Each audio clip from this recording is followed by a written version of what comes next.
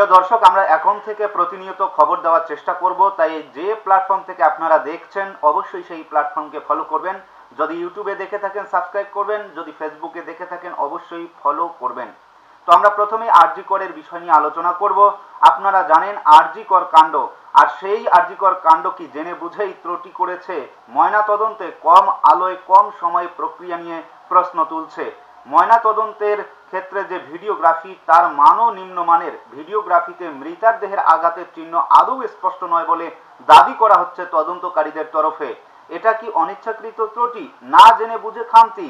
আরজি কর medical college হাসপাতালে চিকিৎসক পড়ুয়ার দেহের ময়না তদন্ত নিয়ে অন্তত দুজন ডাক্তার এবং ডোমেদের বয়ানে বিচলিত হওয়ার মতো তথ্য ফুটে উঠে এসেছে। এই মুহূর্তে দাবি করছে তদন্তকারী সংস্থা।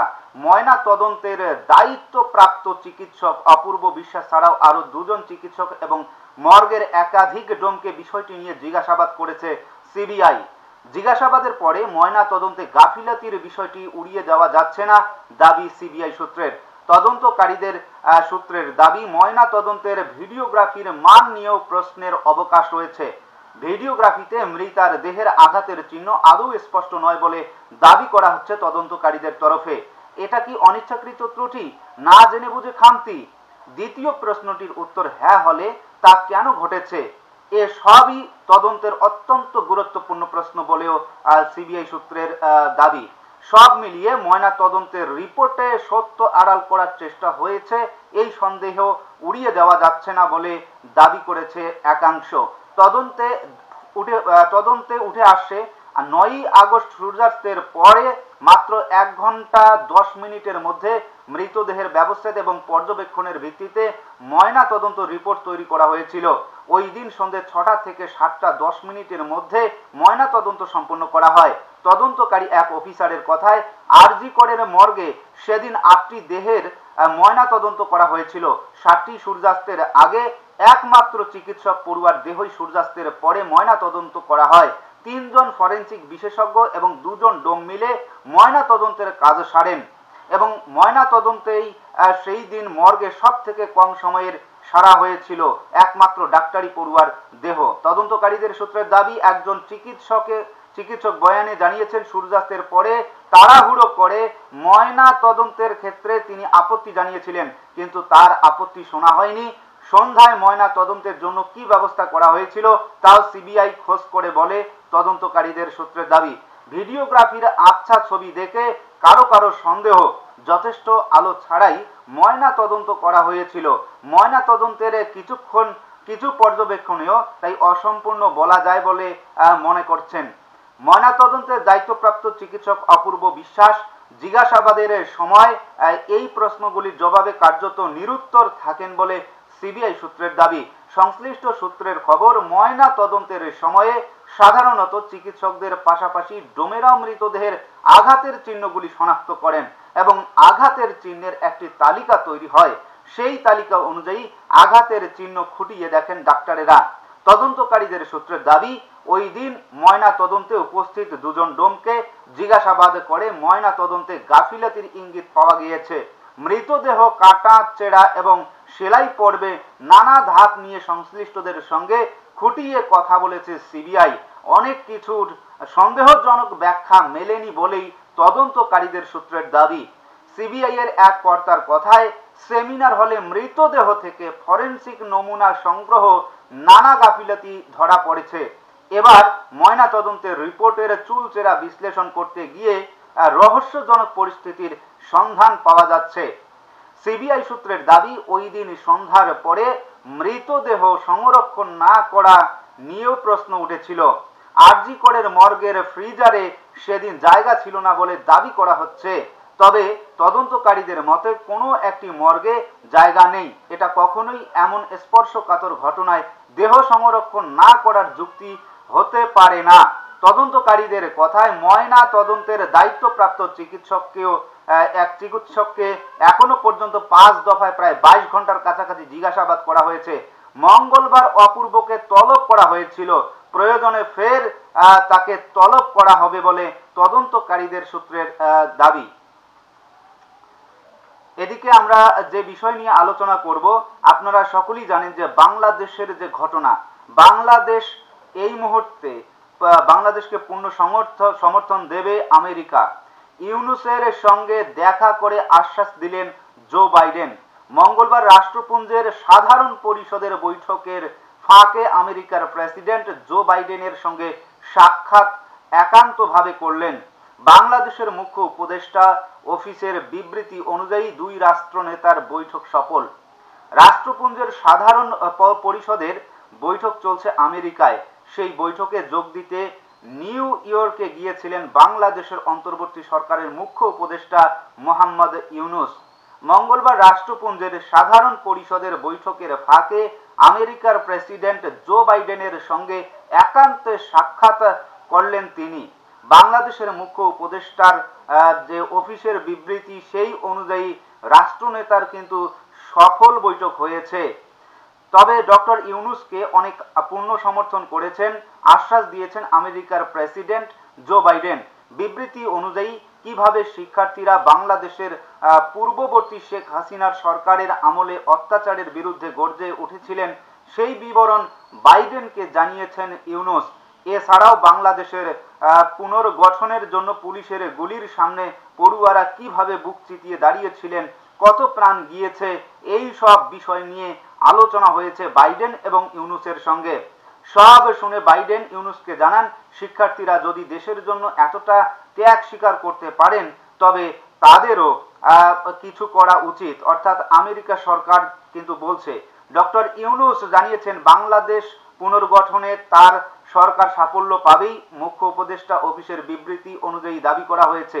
বাইডেন নতুন সরকারকে সব রকম সাহায্য করারও আশ্বাস দিয়েছেন। উল্লেখ্য, রাষ্ট্রপুঞ্জের বৈঠকের ফাঁকে আরও অনেকের সঙ্গে সাক্ষাৎ করেছেন ডক্টর ইউনূস। বিশ্ব ব্যাংকের প্রেসিডেন্ট, রাষ্ট্রপুঞ্জের মানবাধিকার বিষয়ক হাই কমিশনারের সঙ্গে কথা বলেছেন তিনি।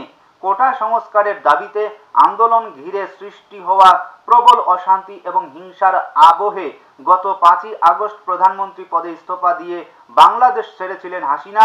এরপরে তার ঘনিষ্ঠ মহল এবং আওয়ামী লীগ নেতৃত্বে একাংশের তরফে অভিযোগ করা হয়েছিল, আমেরিকার কথা মতো বঙ্গোপসাগরে একাধিপত্য বাড়াতে সেন্ট মার্টিন দ্বীপ তাদের হাতে তুলে না দেওয়ার মাসুল হিসাবেই হাসিনাকে ক্ষমতাচ্যুত করা হয়েছে। যদিও সেই অভিযোগ অস্বীকার করেছে বাইডেন সরকার, তাদের স্পষ্ট বার্তা, বাংলাদেশের রাজনৈতিক পালাবদলে আমেরিকার কোনো হাত নেই।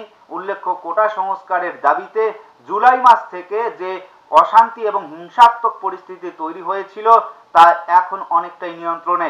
তবে তা এখনো পুরোপুরি স্বাভাবিক নয়। প্রথম থেকেই আমেরিকা বাংলাদেশের পরিস্থিতির উপর নজর রাখছে। বাংলাদেশের অন্তর্বর্তী সরকার গঠনের পর এই প্রথম বাইডেনের সঙ্গে মুখোমুখি সাক্ষাৎ হলো ডক্টর ইউনূসের। আমরা এদিকে সবথেকে যুদ্ধের যে গুরুত্বপূর্ণ ঘটনা সেটা আমরা জানবো। সদ্য নির্বাচিত হামাস প্রধানকেও মেরে ফেলল ইসরায়েল। গাজা থেকে মুখ ঘোরাতেই কি হামলা লেবাননে? বিগত 18 বছরের মধ্যে এটি লেবাননের উপর সব থেকে বড় হামলা বলে মনে করছেন সমর বিশেষজ্ঞরা। ইতিমধ্যে বহু মানুষ দক্ষিণ লেবানন ছেড়ে নিরাপদ আশ্রয়ের উদ্দেশ্যে রওনা দিয়েছেন। লেবাননের দক্ষিণে সোমবার সকাল থেকে লাগাতার বোমা ফেলছে ইসরায়েল। কেঁপে উঠছে জনপদ, ভেঙে গুঁড়ো হচ্ছে ঘরবাড়ি। ইসরায়েলের সোমবারের হামলায় লেবাননের মৃত্যুর সংখ্যা প্রায় 500-রও বেশি। আহত হয়েছেন হাজার খানেক। নিহতদের মধ্যে শিশু এবং মহিলারাও রয়েছে। লেবাননে বহু এলাকায় বোমা ফেলছে ইসরায়েল। তার আগে হুঁশিয়ারি দিয়েছে, লেবাননের সব বাড়িতে ইরান সমর্থিত হিজবুল্লাহ জঙ্গিরা অস্ত্র লুকিয়ে রেখেছে, সেখান থেকে যেন বেরিয়ে আসেন সাধারণ মানুষ। এরপর সোমবার বায়ুপথে হামলা চালানো হয় ইসরায়েলের তরফ থেকে। বিগত 18 বছরের মধ্যে এটি লেবাননের উপর সব থেকে বড় হামলা বলে মনে করছে সমর বিশেষজ্ঞরা। ইতিমধ্যে বহু মানুষ লেবানন ছেড়ে নিরাপদ আশ্রয়ের উদ্দেশ্যে রওনা দিয়েছেন। উল্লেখ্য, গত বছরের অক্টোবর সেই সময় কিন্তু ইসরায়েল এবং প্যালেস্টাইনের সশস্ত্র বাহিনীর যে মধ্যে সংঘাত শুরু হয়েছিল, সেখানে জড়িয়ে পড়ে ইরানের মদতপুষ্ট গোষ্ঠী লেবানন এবং লেবাননের যে গোষ্ঠী সংগঠন রয়েছে হিজবুল্লাহ, সেও হামাসের পাশে এসে দাঁড়ানোর পর গত 11 মাস ধরে হিজবুল্লাহর সঙ্গে সংঘর্ষ চলছে ইসরায়েলের। ফল ভুগছেন সাধারণ মানুষ।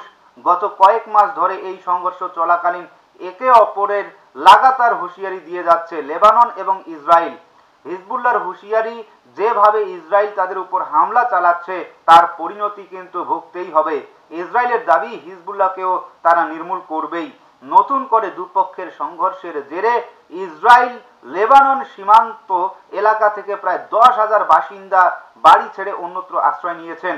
কিন্তু এখন প্রশ্ন উঠছে, গাজা এবং হামাসের দিক থেকে নজর ফিরিয়ে হঠাৎ কেন লেবানন এবং হিজবুল্লাহর দিকে নজর ঘোরালো ইসরায়েল? তাহলে কি হামাসের দিকে বিশেষ কোনো সাফল্য এসেছে ইসরায়েল প্রধানমন্ত্রী বেঞ্জামিন নেতানিয়াহু সরকারের?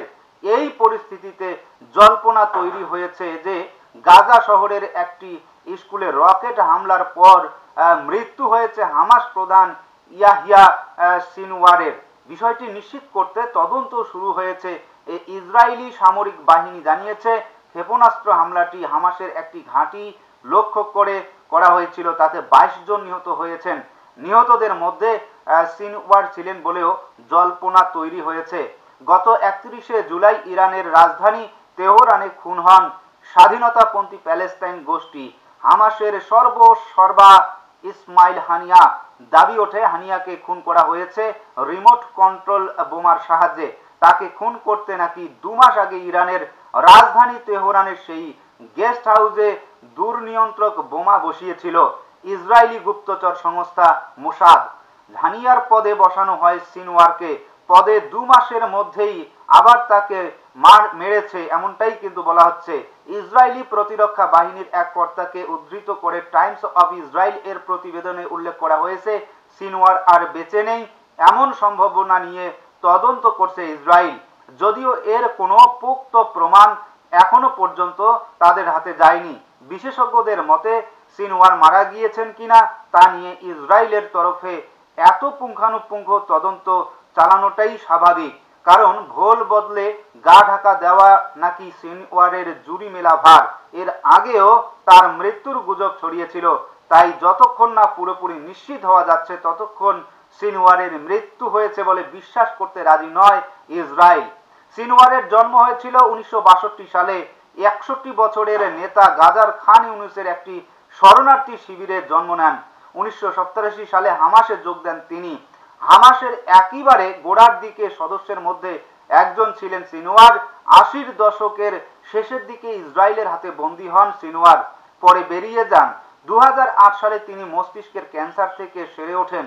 প্রসঙ্গত গত বছরের 7ই আগস্ট ইসরায়েলে হামাসের হামলার নেপথ্যে সিনওয়ারের মাথা ছিল বলে মনে করা হয়। হানিয়ার মৃত্যুর পর হামাসের প্রধান হন তিনি, তাই অনেক দিন ধরেই সিনওয়ারকে নিকেশের ছক কষছিল ইসরায়েল। এরপর সম্প্রতি গাজার একটি স্কুলে ইসরায়েলি ক্ষেপণাস্ত্র হামলার পর সিনওয়ারের মৃত্যুর জল্পনা তৈরি হয়েছে। সিনওয়ারের মৃত্যুর বিষয়টি যেমন ইসরায়েল নিশ্চিত করার চেষ্টা করছে, তেমনি লেবাননের দিকেও বিশেষ নজর দিয়েছে ইসরায়েল। বিশেষজ্ঞদের মতে হামাস এবং হিজবুল্লাহ একই সঙ্গে শত্রু দুই গোষ্ঠীকে ঠান্ডা করে দিতে চাইছে ইসরায়েল, আর তার জন্য এই সময়কেই আদর্শ বলে ধরে নিয়েছে নেতানিয়াহুর দেশ।